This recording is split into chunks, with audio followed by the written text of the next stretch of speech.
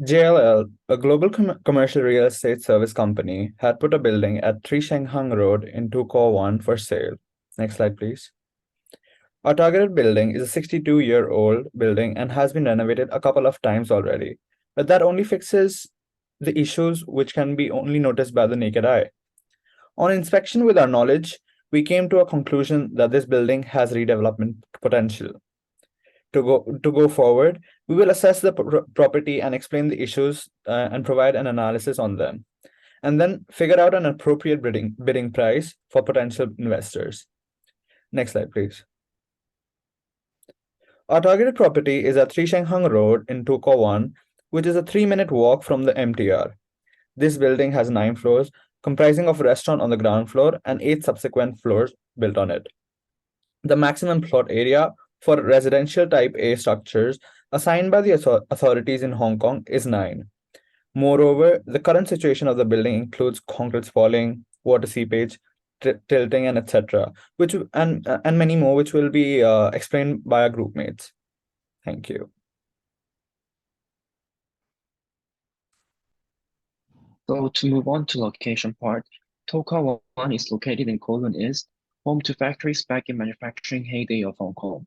Today, Toka 1 is a highly dense blue-collar residential area with laundromats and hardware stores. Number 3 Sheung Road is a residential building in Toka 1. Toka 1 has a lot of residential buildings in the area, and according to the data from 2016, there are approximately 97,000 residents in Toka 1. Over 70% of them have a household size of 1 to 3. The median floor area of the accommodation is 39 square meters. Next slide, please. So for the locality and the surroundings, there are around 11 schools in the region, with 3 across the street from the target building. And there are also a lot of metal and clothes shops, and we have found out that there are mostly metal construction stores and clothes stores in the 2 blocks radius. Moreover, there are numerous local restaurants and fast food chains such as McDonald's and Subway. So basically, residents staying here are mostly middle-income families with kids, as seen with the high density of schools. We also noticed that they tend to travel far for groceries and premises as there's not a lot nearby. Next slide, please. And the number 3 Sheung Road has a decent and convenient accessibility. So it's simply 3 minutes walk from Toka 1 MTR station exit A, and it's a minute walk from Mahang Chung Road bus station. The accessible buses are buses number 5, 5A, 11, 22M, and etc. And lastly, this is a minute walk from the primary schools like Paul Long Cook and Chan Wai Cho primary schools. So next, please. For the tenant mix, there is not much variety in people residing in the building. Most of the tenants in the building are locals, ranging from lower middle class to middle class families. Most of them are above the age of 45. We actually surveyed some residents and they are not too supportive to the idea of complete redevelopment. They would rather go with cheap fixes. Next, please. For the current issue with the buildings, there are multiple concrete spalling. Like the picture on the left shows the spalling on the ceiling, and the pictures on the right shows the spalling in the corner. No steel bars are shown for both cases. The electrical wires are fully exposed in the corner, but slightly exposed on the ceiling. We suggest increasing the thickness of the concrete cover for the new building to prevent similar problems. Next, please. In addition to concrete spalling, we suspect the building is slightly tilted to one side, as there are some cracks on the rooftop and near the door frame. We tested by throwing a marble on the rooftop, and it rolled to the northbound. According to the response from the resident, the cracks on the walls were fixed with cement a few years back. For further inspection, we suggest putting a telltale on the cracks to see if there is a case. They can also use construction level and staff for a more accurate answer if the budget allows. Next, please. Now let's move on to the exterior part of the target building. From the picture on the slide, we can see that the building has a small base and a wider top section. This means that the gross floor area of the ground floor is less than that of the rest of the floors. This gives rise to a vertical cantilever without support. Moreover, the ground floor of the building has been made into a restaurant. This leads to a humid environment and increases the chance of water seepage.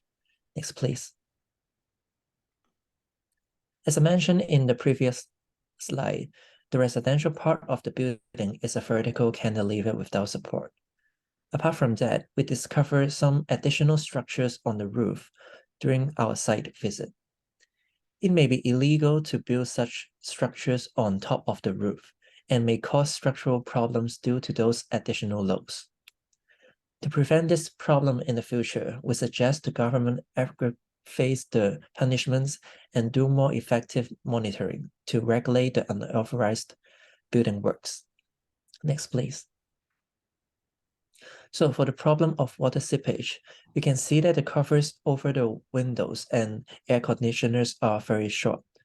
This may intensify the problem of water seepage. To avoid this problem in the future, we recommend lengthening the covers on the new building to ensure that those covers are long enough to keep water away effectively. Also, we suggest using a waterproof coating to alleviate the problem of water seepage. Next, my teammate will talk about the key matrix. Thank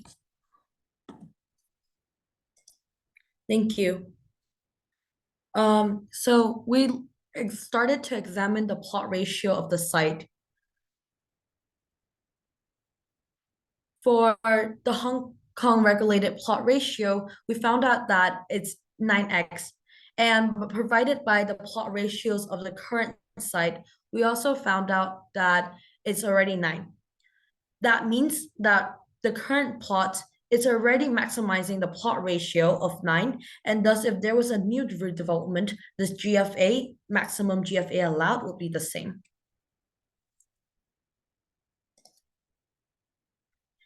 After figuring out the gross floor area, after figuring out the plot ratio, we next try to calculate the gross floor area. We did this by calculating the site area, timing the plot ratio, and obtaining 39,366 square feet. The next metrics that we looked at was the maximum height allowed in the urban planning.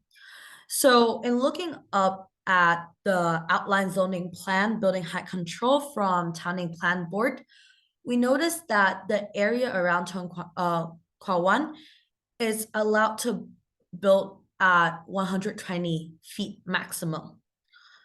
But for the allowed plot ratio, it would allow us to build around 21 floors, which the current buildings is not reaching yet. It's only at 9 floors. So we really recommend that investors should apply for building height restriction relaxations to utilize and build all of the allowed GFA possible. We think that it's very possible because we noticed on our site inspection that there is a new built apartment building called Garden Artisan just down the block. And this apartment building was built with 29 stories, despite being in the maximum zoning height of 120 feet. So after figuring out the height, we try to calculate what is the maximum area that we can cover. So seeing from this current site area, we know that it's a Class A site. What does that mean? That means that this building is currently sandwiched by 2 other buildings, and it have one facade facing the street. And knowing that from our current site inspections and external online research of surrounding buildings, we come into the conclusions that the building is currently approximately 36 meter high. Given that, we derive to the maximum site coverage of around 42%. Now, we have the maximum site coverage of 42%, the site area of 4,300 square feet. We know that our maximum constructed area is 1,800 square feet.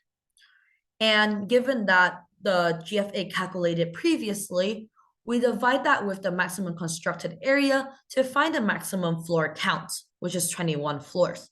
That explained our proposed floor earlier in the previous slide. Now I pass it on to my teammate to further elaborate on the redevelopment plan. Thank you. So in terms of redevelopment plan of the building, we would suggest developers to build a mid-range residential building. This is due to the fact that the building is connected with other buildings on Heung Road. And if a high-end residential is built in between these 60-year-old buildings, there would be no market for such building, as locals around the area are middle-class people and they might not be able to afford the expensive price of the building. A good example would be Artisan Garden located next to Sheung Road, which is a mid-range price apartment. Next, please.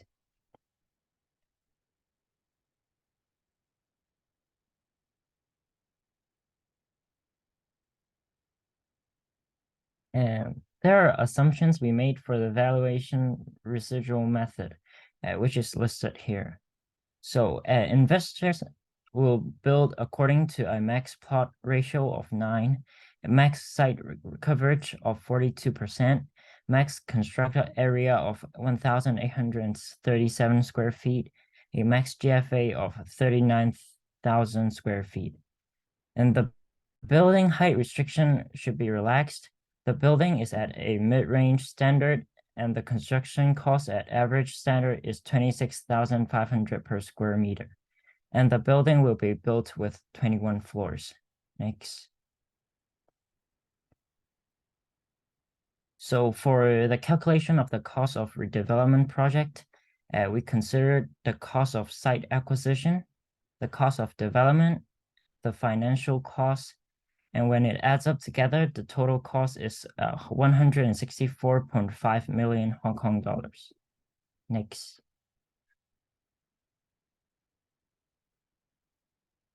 To be realistic, only mid to low end residential is possible, because there are restrictions that we must live with if we choose to redevelop this building.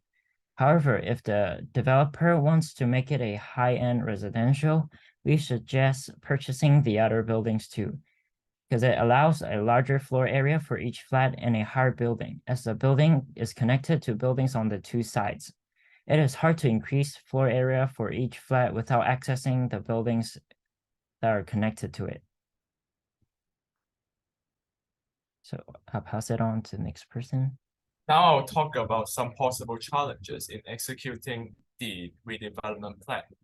The first challenges that the redeveloper will face is the opposition from current residents. The current residents have sentiment ties and sense of belonging to the current buildings and community they are living. They may not be willing to live away even given enough compensation. As a result, it may cause disputes between residents and redeveloper. Under the Land Compulsory Sale for Redevelopment Ordinance, redevelopers are required to collect 80 to 19% of undivided shares to force redevelopment under the law. The discontent of residents may causes a difficulty for the redeveloper to collect such a large undivided shares to force redevelopment. Next slide, please. The second possible challenge is the regulated maximum plot ratio. The current plot ratio of buildings have achieved the maximum level, which is already presented by other group mates previously, meaning that the GFA would remain unchanged after redevelopment. The future total new flat price are expected to be similar, as the redevelopment cost mainly includes the reconstruction cost and compensation to current tenants and residents. It might be difficult for the redeveloper to earn a profit, as the premium of new flat price from compensation paid may not be able to recover the reconstruction costs and other costs, etc. Next slide, please. The third possible challenges is the settling arrangement disputes. There are many factors that contribute to the livability of current buildings. For example, like the traveling convenience, like how many bus or minibus or MTR station around, the views from current buildings and the stores variety nearby, etc. It might be a challenge and might be a difficulty for the redeveloper to meet the standards and expectations of current residents, which may cause discontent of current residents. For example, the Rural Urban Authority has tried to execute a redevelopment plan of To Kwa Wan area in 2019. However, the authorities received a lot of criticizing opinions on the settling arrangement from current residents of development of To Kwa Wan area. For example, we could see one of the comments that are shown in the picture on the left of the PowerPoint. Resident Mr. Bao, he questioned the government that the poor settling arrangement would forces him to live under a bridge, which means that it might be difficult for the government or the private redeveloper to meet the standards and expectations of current residents. So these are the possible challenges for the redevelopment plan. So in conclusion, we recommend that the number 3 Sheung essay to be redeveloped into a mid-range residential properties.